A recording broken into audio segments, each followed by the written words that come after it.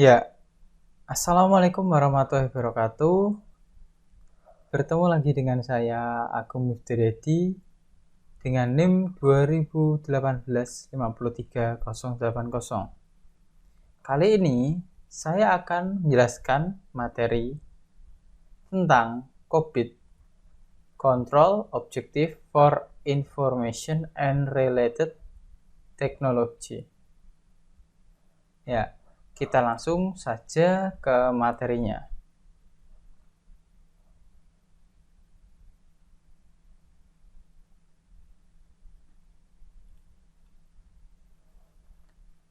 COVID dirancang sebagai alat penguasaan IT yang membantu dalam pemahaman dan memanage resiko, manfaat, serta evaluasi yang berhubungan dengan IT. COVID sendiri merupakan kerangka panduan tata kelola teknologi informasi dan atau sebagai toolnya, pendukung yang bisa digunakan untuk menjembatani gap antara kebutuhan dan bagaimana teknis pelaksanaan pemenuhan kebutuhan tersebut dalam suatu organisasi. Jadi menjembatani ya.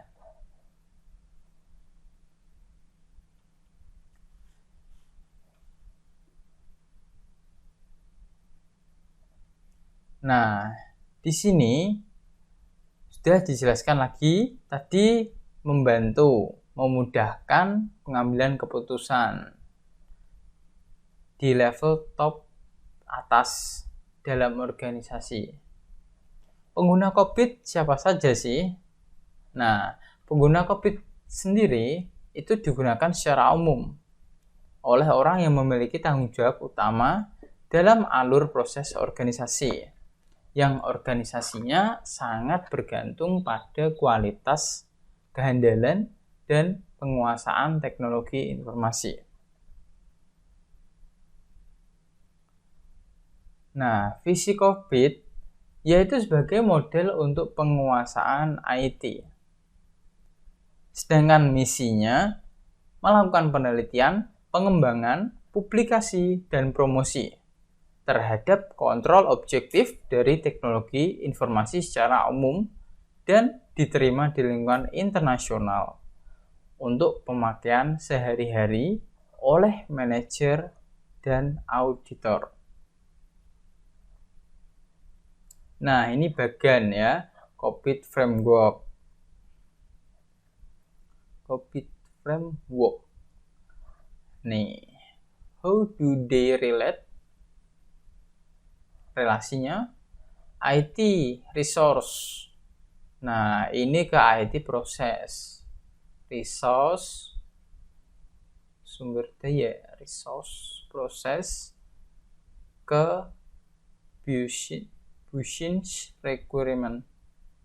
Nah, data, informasi, teknologi, facilities, human resource termasuk ya. Plan and organize where ada monitor and evaluate. Next. Nah, di sini IT resource dijelaskan tersedianya sumber daya. Benar kan tadi? Nah, yang kemudian di IT proses bagaimana IT diorganisir untuk bereaksi terhadap suatu kebutuhan. Kebutuhannya itu apa aja? Nah, apa yang stakeholder harapkan dari IT? Nih, apa yang diharapkan itu banyak seperti keefektivitas, efisiensi, nah, macam-macam. Ini ada integritas dan lain sebagainya.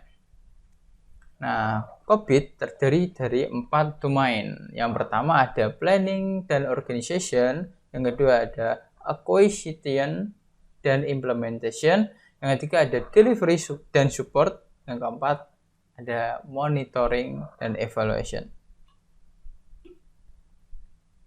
Nah,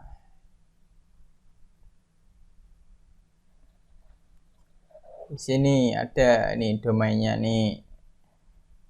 Topik, strategi dan teknik, merencanakan visi. Tadi ya, organisasi dan infrastruktur. Nah, ini ada pertanyaan nih. Apakah IT dan strategi bisnis sudah ditetapkan? Nah, ini pertanyaan-pertanyaan ini diperoleh dalam ini perencanaan dan pengorganisasian. Nah, ada sumber dayanya, apa semua orang dalam sudah memahami apa saja tujuan sasarannya, apa resikonya, dan bagaimana mutu sistem IT-nya dalam itu ya proses bisnis.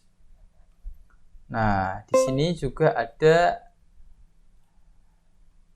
acquire and implement atau pengadaan dan implementasi. Nah, ini topiknya solusi berupa perubahan dan pemeliharaan. Nah, terdapat juga pertanyaan seperti apakah proyek baru dapat memberikan solusi terhadap kebutuhan bisnis? Nah, menurut kalian gimana? Apakah proyek baru dapat memberikan solusi? Ini juga apakah sistem kerja yang baru bisa diterapkan dengan baik? Apakah perubahan yang dibuat tidak merepotkan kegiatan bisnis yang berjalan? Nah, ini tergantung nanti bagaimana bisa diaudit seefisien mungkin, bagaimana. Nah, ini masuk ke deliver and support, layanan dan dukungan. Nah, ini tentang pengantaran, dukungan proses penyusunan, dan pengolahan sistem aplikasi. Pertanyaannya juga ada, yaitu seperti apakah layanan IT yang diberikan sesuai dengan prioritas tinggi? Nah, apakah sudah maksimal layanannya? Gitu. Nah, apakah biaya IT dapat dioptimalkan? Nah, biaya-biaya juga merupakan kendala ya. Nampaknya harus diselesaikan. Ini kan pertanyaan dari layanan dan dukungan.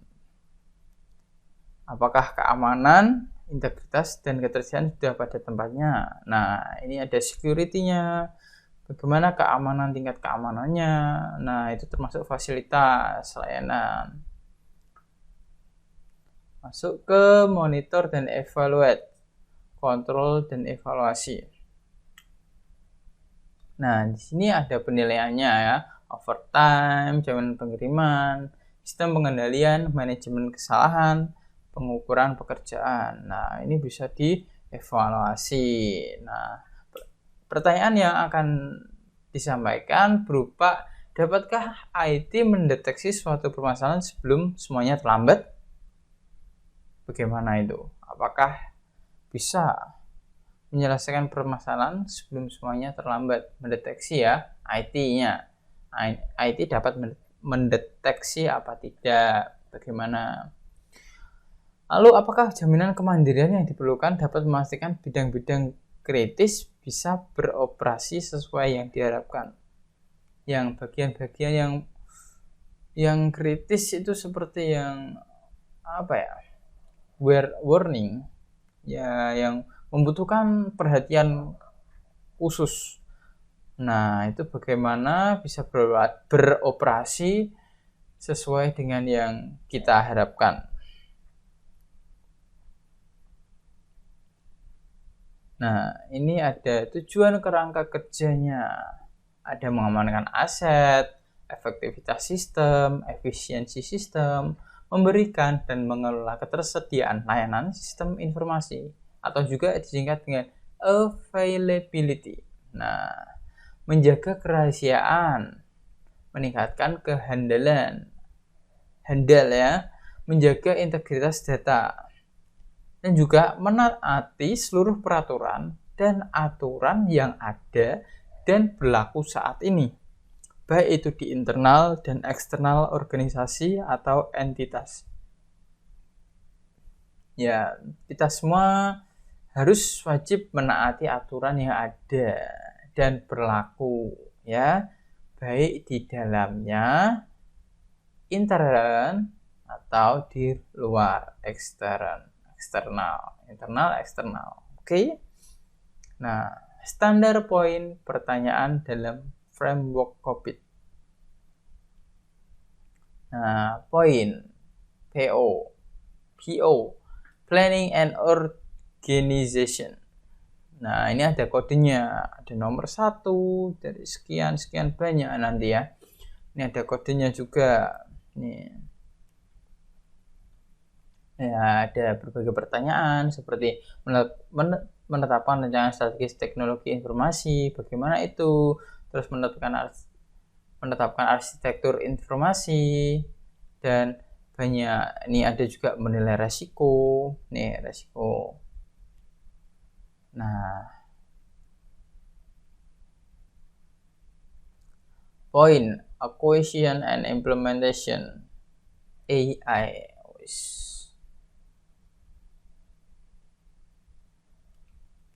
Nah, identifikasi solusi-solusi otomatisasi. Tuh. Terus juga bagaimana mengembangkan dan memelihara prosedur, develop and maintain prosedur. Terus juga instalasi, mengatur perubahan. Nah,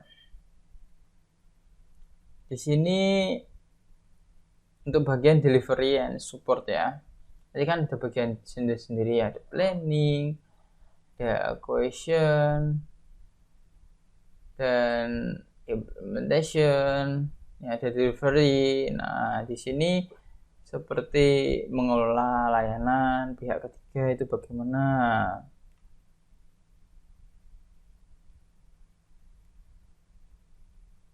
Mengelola fasilitas, mengelola operasi, atau manage operation. Nah, ini yang terakhir, monitoring dan evaluation, MA. Ini kodenya. Nah, pertanyaan yang dihasilkan juga bagus, mengawasi proses, bagaimana prosesnya mengawasi tersebut. Nah, menilai kecukupan pengendalian internal. Nah, ini bisa di internal sendiri, pengendalian internal itu bisa juga dimonitoring. Jadi agar sesuai dengan kehendak yang diinginkan. Menyediakan audit independen. Nah, jadi untuk mengaudit itu harus ada audit independen. Independen itu tidak berpihak ya. Selalu berdiri sendiri. Maksudnya tidak terikat sana, tidak terikat sini. Jadi proses audit itu sangat berjalan dengan baik. Nah, poin standar COVID. Menjadi beberapa pertanyaan seperti ini ya. Apakah instansi memiliki dokumen rencana strategis di bidang penerapan TI, teknologi informasi? Apakah instansi telah membuat dokumen rencana strategis di bidang TI untuk jangka panjang?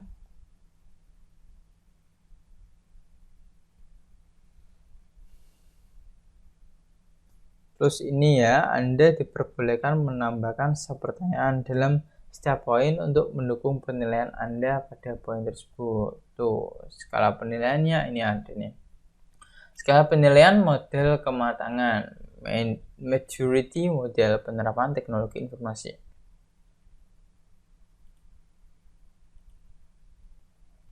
Model kematangan digunakan sebagai alat untuk melakukan benchmarking dan self-assessment oleh manajemen teknologi informasi secara lebih efisien. Model kematangan untuk pengelolaan dan kontrol pada proses teknologi informasi didasarkan pada metode evaluasi perusahaan atau organisasi, sehingga dapat mengevaluasi sendiri. Nah, menggunakan skala, mulai dari level 0 hingga level 5. Level 0 itu non-existent. Kalau level 5, optimistic. Nah, ini model kematangannya nih, non-existent. 0 ini sampai optimistic. Nih, yang satu juga ada namanya, inisial. Nomor 2, repeatable. 3, definite. 4, managed. Nah, artinya yang merah ini kan repeatable. Posisi perusahaan saat ini. Nih. Terus yang biru ini pedoman standar internasional. Jadi standar internasional itu ada pedomannya. Terus ini praktek terbaik industri. Yang kelima, strategi perusahaan. Nah, dari nomor 0 sampai 5 ini juga seperti ranking-ranking ya. 0 ini tuh manajemennya tidak ada. Jadi kosong, 0. Yang satu apa ini? Inisial. Prosesnya itu bersifat ad hoc dan tidak terorganisir. Nah, tidak koordinir, tidak tersusun. Nah, yang kedua repeatable. Proses mengikuti pola yang teratur. Ya, polanya sudah dapat. Yang ketiga definite atau proses dokumentasi dan dikomunikasikan. Proses didokumentasikan dan dikomunikasikan. Nah, manage, proses dimonitor dan diukur. Nah, ini sudah masuk tahap monitor. Nah, sedangkan kelima yang terakhir ini optimized, yaitu proses otomatis dan mengikuti standar. Nah, standar pasti standar internasional ini yang mengikuti standarnya. Jadi harus sesuai standar yang ada. Dan tidak asal-asalan ya. Lanjut, tingkat model kematangan sistem informasi. Ini dari 0, 1, 2, 3, 4, 5 ini naik terus. Nah, sama seperti yang tadi sebelumnya. Ini 4 di monitor.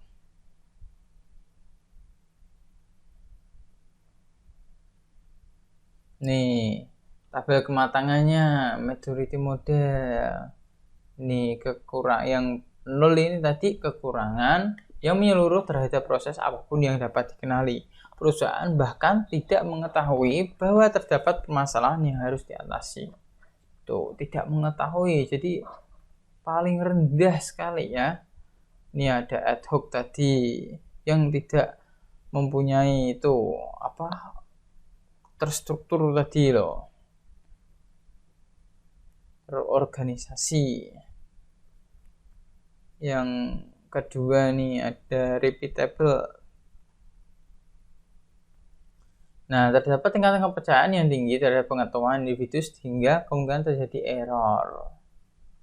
Nah, seperti ini. Proses mengikuti pola yang teratur. Ya, mungkin saja terdapat error. Nah, tahap ketiga definite. Yang didokumentasikan tadi dikomunikasikan melalui pelatihan dan prosedur tersebut harus diikuti. Nah, ini penyimpangannya yang tidak dapat terdeteksi. Prosedur tidak lengkap namun sudah memformalkan praktek yang berjalan.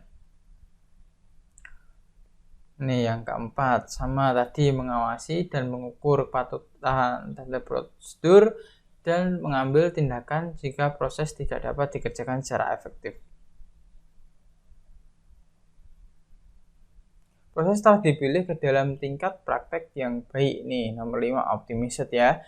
Berdasarkan hasil dari perbaikan, berkelanjutan dan permodelan kedewasaan dengan perusahaan lain. Nah, TI ini digunakan sebagai cara terintegrasi untuk mengotomatisasi ya, otomatis tadi ya, alur kerja, penyediaan alat untuk peningkatan kualitas dan efektivitas serta membuat perusahaan cepat beradaptasi.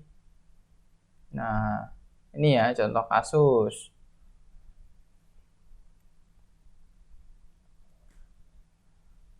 Nih, untuk dapat mengimplementasi program IT dengan sukses, sangat penting untuk mengerti keperluan dari pihak manajemen.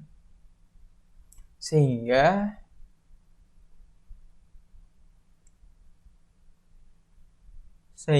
IT governance dapat mendukung kebutuhan dari lini manajemen. Nah, ini contohnya, auditor melakukan audit untuk poin DS5, yaitu menjamin keamanan sistem. Nah, ini kasus-kasusnya, contohnya.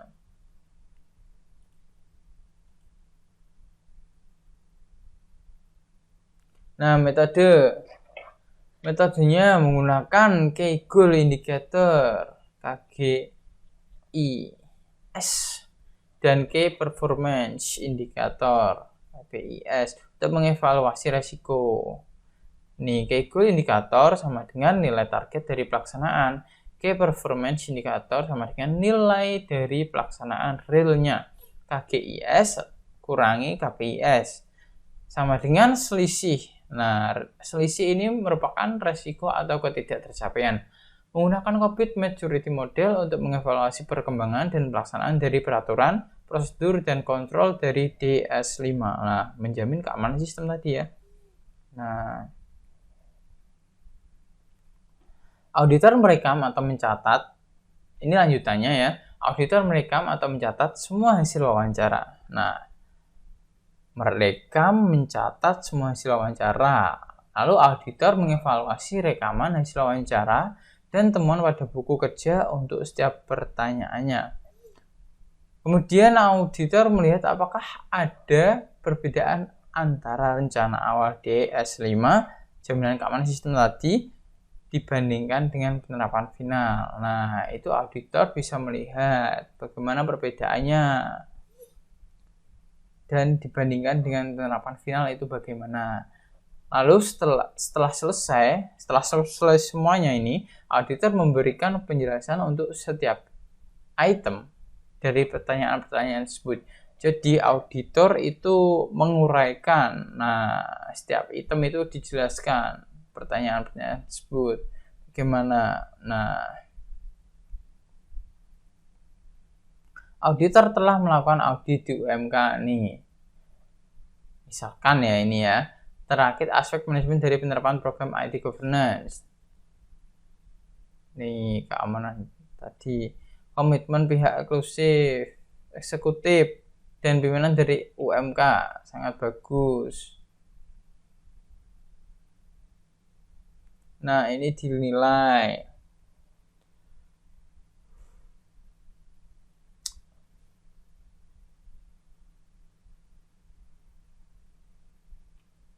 Akhirnya, di S5, yaitu tadi menjamin keamanan sistem, memiliki nilai maturity sebesar 3, yaitu ditetapkan definite, proses dikomunikasikan dan didokumentasikan. Ya, nomor 3 itu ya berarti ya tadi, tingkatan 3.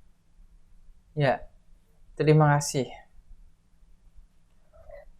Demikian dari saya Agung Miftariadi, NIM 2018-53080. Ya, terima kasih sudah mendengarkan materi yang saya sampaikan. Bila ada kesalahan, mohon dimaafkan. Saya undur diri. Wassalamualaikum warahmatullahi wabarakatuh.